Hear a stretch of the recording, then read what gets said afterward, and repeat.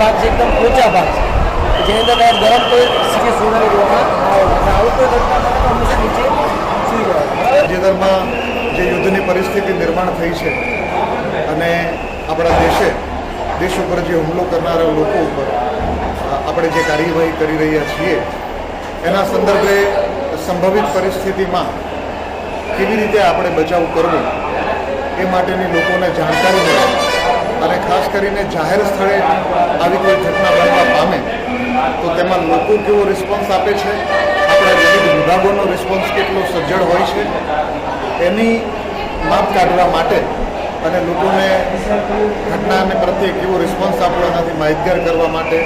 આજે આપણા ફાયર અને ઇમરજન્સી ડિપાર્ટમેન્ટ દ્વારા એક મોક ડ્રીલનું આયોજન કરવામાં આવ્યું હતું। આ મોક ડ્રીલમાં